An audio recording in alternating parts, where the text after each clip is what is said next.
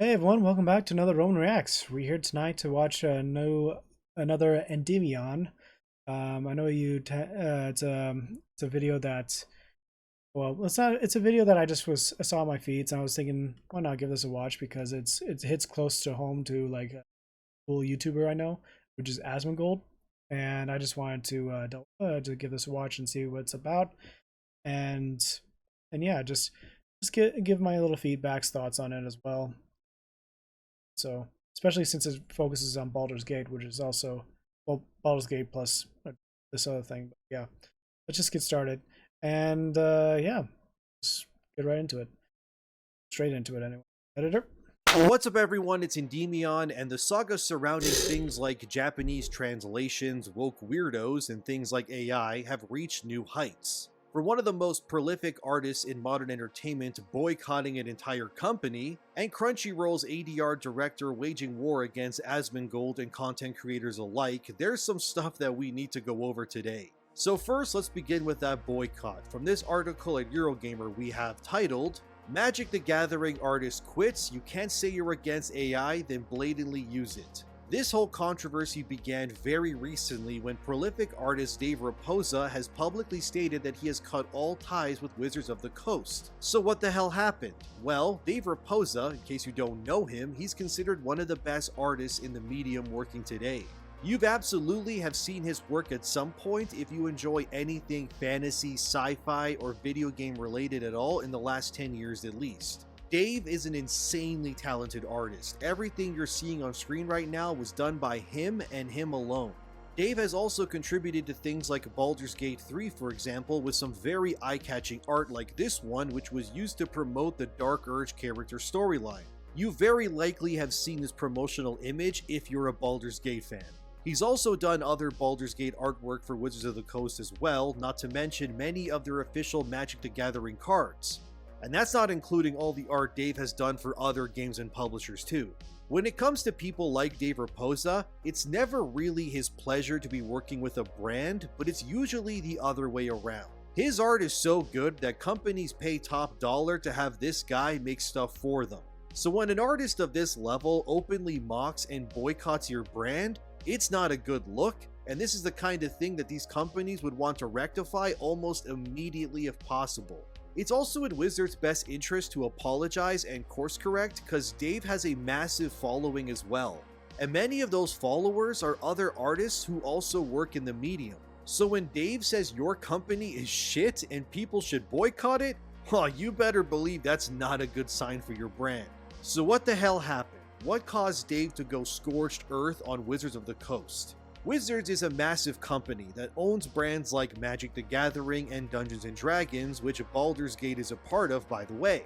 And they very publicly stated that they would never risk the integrity of their brands through the use of artificial intelligence, especially when it came to things like art. This, of course, became a rule set in stone by Wizards of the Coast. And of course, because of this stand, it made artists like Dave Raposa willing to work with them. And this partnership has flourished for years now and spanned many of their brands. However, recently, when promoting one of their new Magic the Gathering sets, Wizards decided to post this image for the promotion, which you can see on screen now. The cards themselves are not AI, however, it doesn't even take a trained eye to look for even a few seconds at this image's background elements to realize that the image surrounding these Magic cards was clearly not made by human hands. Other artists and fans of Dave have come to his defense to point out the inconsistencies within the promotional image's quality and originality, calling out how the light bulbs behind the Magic cards are very clearly not real and make no sense at all. Not to mention the way these wires look on the side here as well, or the background at large just looking blatantly like AI generated nonsense. Of course, if none of this is enough to convince someone, you have to take but one look at the instrument on the left side here. And I mean, come on man, this is clearly not real at all. What makes this even worse is that in a now deleted tweet following pushback, Wizards attempted to save face by telling fans that the image was in fact made by human hands and not AI.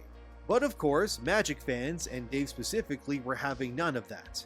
And this combination of an AI-generated promotional image as well as lying to their customer base about it not being AI, well, it led to a massive boycott that Dave has now created himself. So let's hear what Dave Raposa has to say, and I quote, "And just like that, poof, I'm done working for Wizards of the Coast. You can't say you stand against this, then blatantly use AI to promote your products. Email sent, goodbye you all. If you're gonna stand for something, you better make sure you're actually paying attention.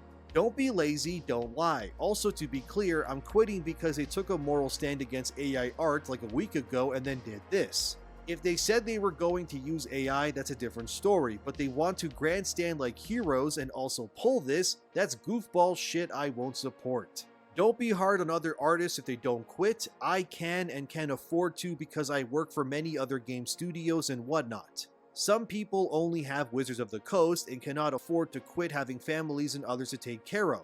Don't follow my lead if you can't, no pressure," end quote. Dave would then reply a bit later on Twitter where he would say this as well. "Got a lot of messages about the Wizards of the Coast response. I'm not going to return for work. Let's see how this all pans out over time. My hope is they stick to their word, but everyone seems to be heading that direction, so I'll hang for a while." Some fans were worried that Dave could be financially ruining himself, but he did reassure fans where he said this. "I've been a freelancer for 17 years, so I usually work for a number of clients. No worries at all, I'll be fine." So, as you can see, this is a guy who you do not want to fumble in an artistic or professional way. This would be akin to, say, Disney getting boycotted by someone like John Williams who composed the Star Wars music.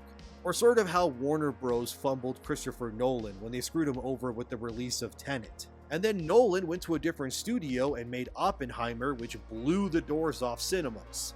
And apparently Warner Bros. Has been trying to win back Nolan ever since, because when you lose people of this caliber, it's a massive blow to your brand and your future projections. Dave Raposa, in an art sense, is what Nolan is to movies. And Wizards fumbling him like this, in my opinion anyway, is the biggest L of 2024 so far. You can quote me on that, by the way.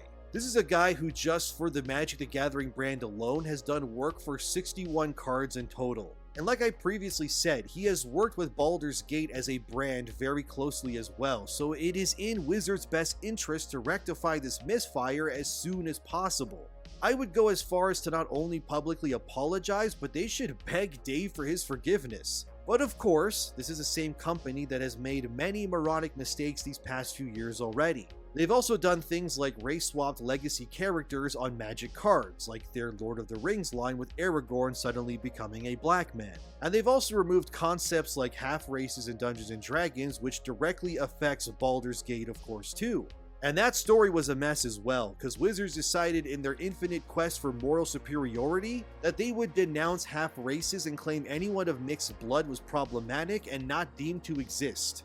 And you can imagine how fans who come from mixed heritage, like myself for example, took one look at Wizards making that claim and going, "Oh, so I shouldn't exist in Wizards' eyes. Very cool, thanks Wizards, you're so against identity politics. You went right past the line and you circled right back into the racism camp again." So when I take these controversies and more and then I place them against them now fumbling Dave Raposa over using AI, and then lying by saying that they didn't use it only to then get called out on their lie, and then resorting to deleting the evidence, but this is the internet, so who are we kidding? Of course the internet never forgets anything. So they've somehow started 2024 with the biggest L I've seen so far.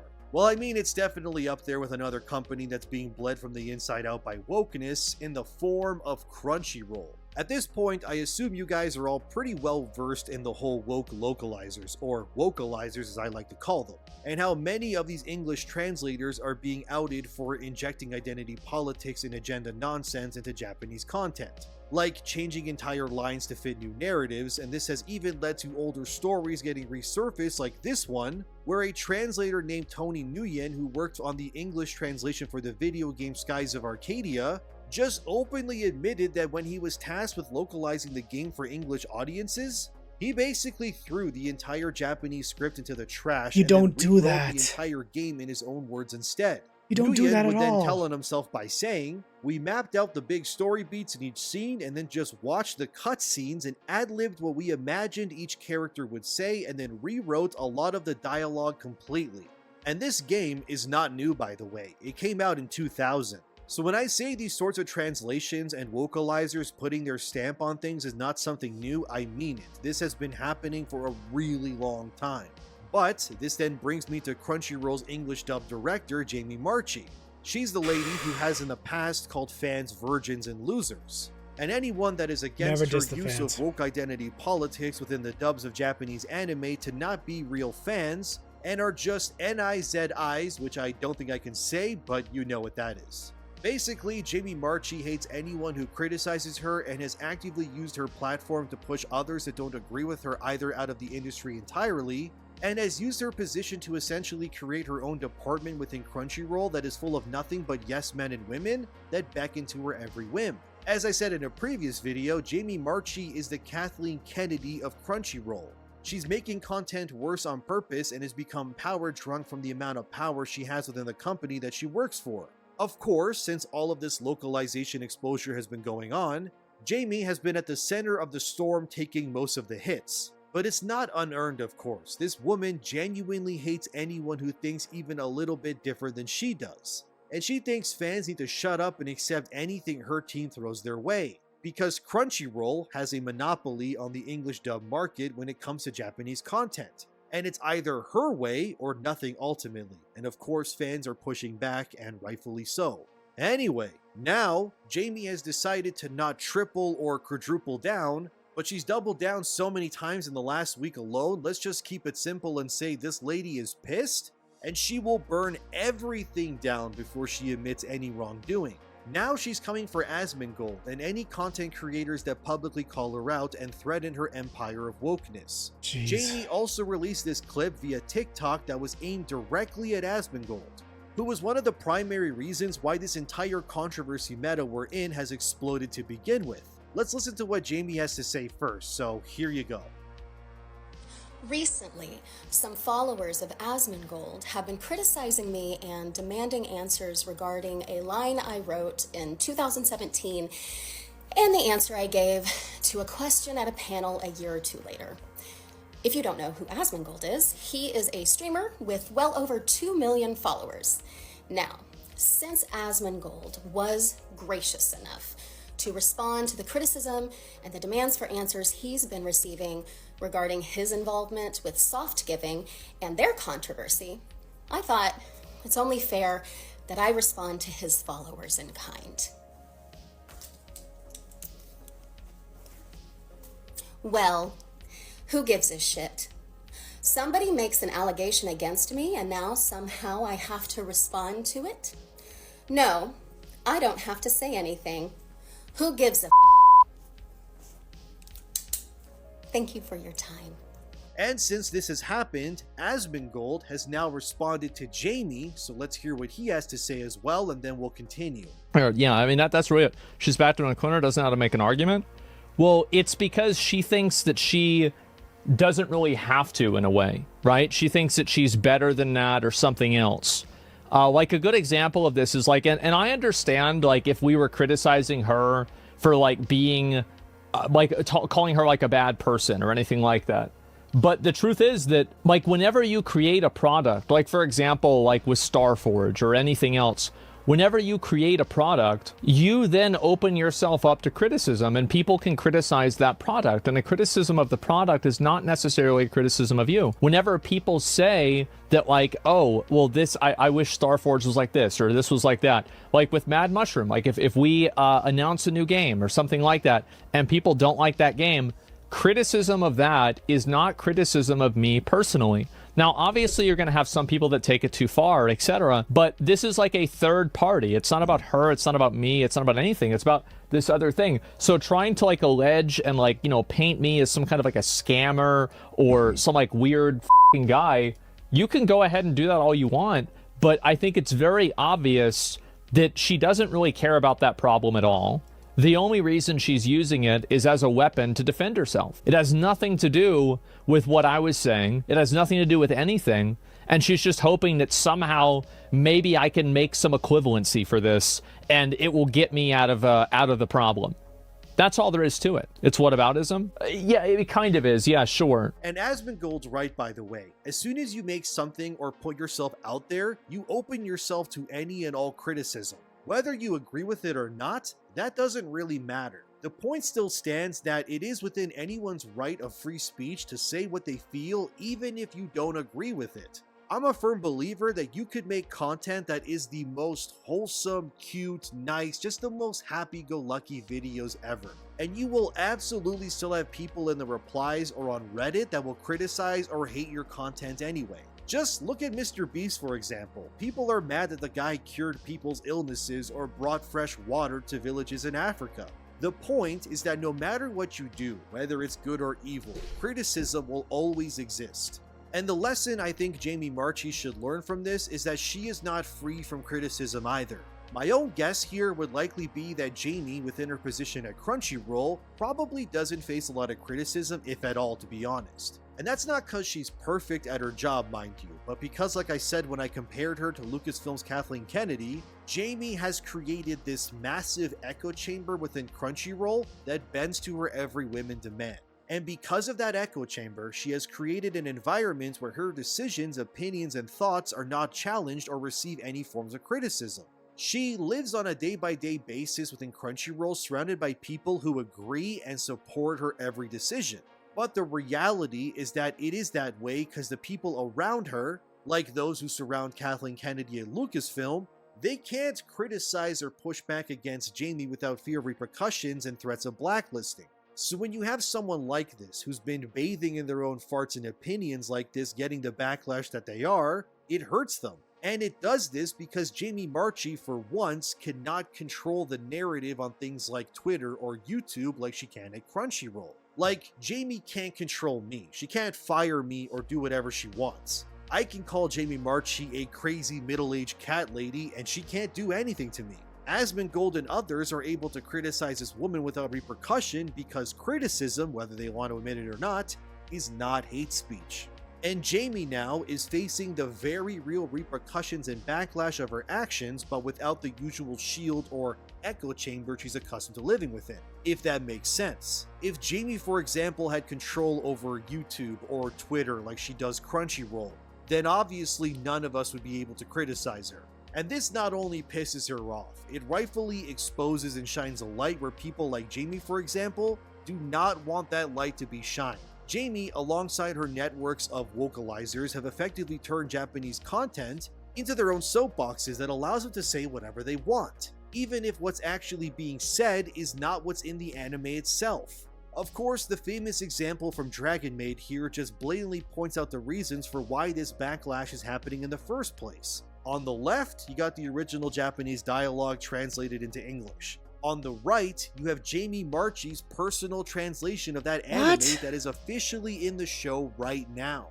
You take one look at this, and you can, without a shadow of a doubt, immediately tell the stark contrast between what's real and what's identity politically driven. This is so stupid. Is the issue here, and why more than ever I implore anyone watching to stay vigilant and to always ask questions when you consume your media. I know we often just want to relax into escapism, but the sad reality is that the media you enjoy is likely being tampered with by bad faith individuals like Jamie. And if you're a follower of this channel, you know that I love Japanese content. And I want nothing more than for millions of people to enjoy the wonders of anime or JRPGs without fear of nonsense like this. But if this video has proven anything, it's that whether it's the vocalizers ruining things in order to fit agendas, or woke companies like Wizards fumbling their greatest talents by being morons, a lot of these problems are oftentimes self-inflicted.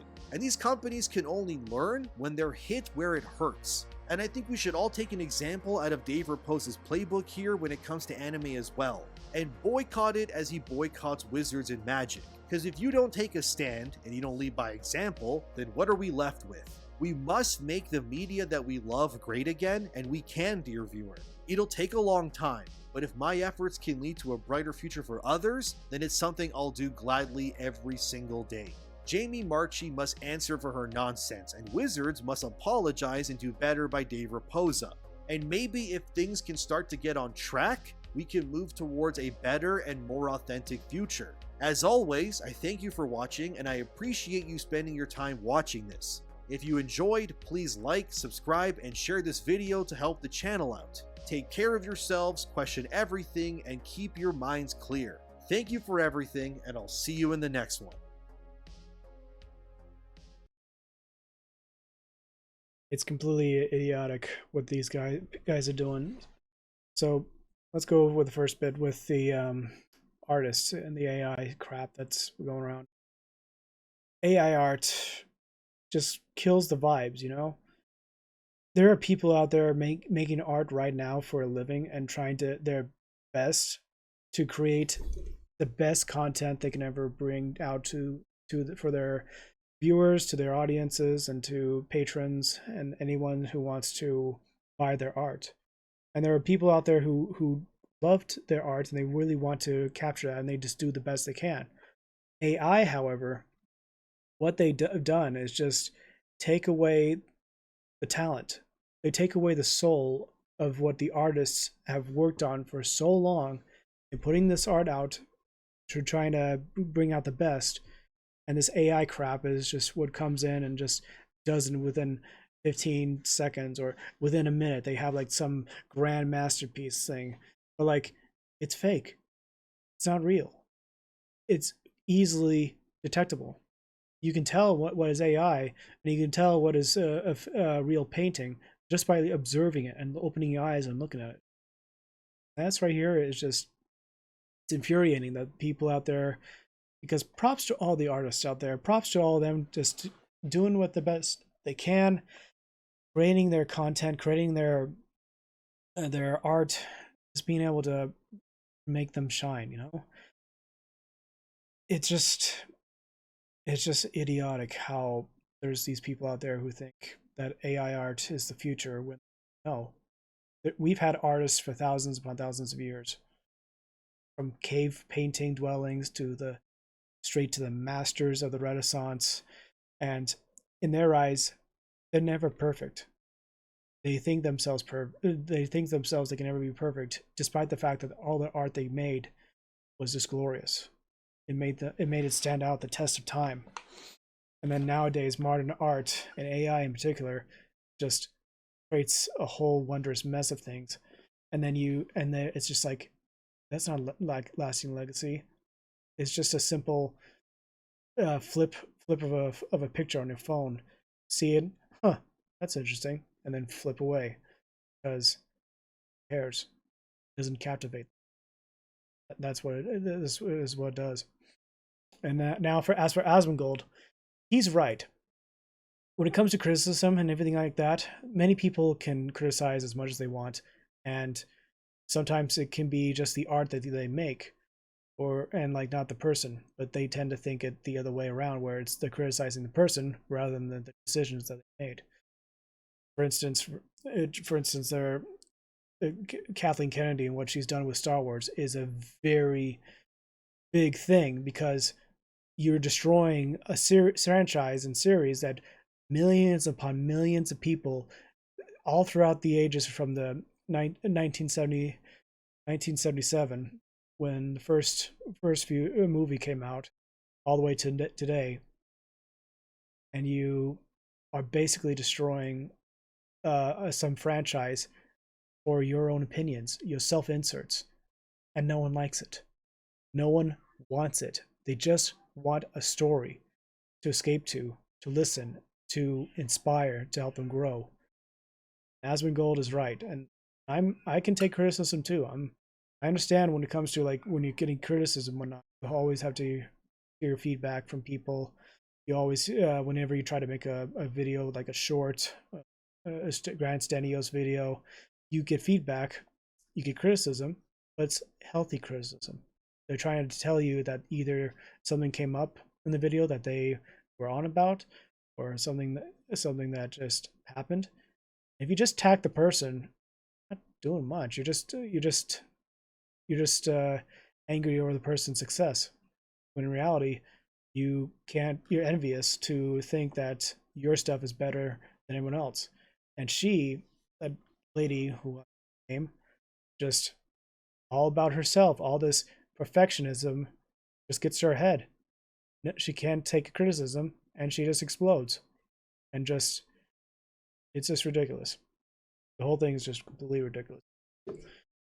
Anyway, that's it for me, guys. Hope you enjoyed my little reaction here. I know it's just to arts and whatnot, but I think it's healthy and important to understand what's going on. Asmongold, I'm not sure if you ever watch, but hopefully you're doing well, buddy. Keep doing well. As always, guys, Romans, salute.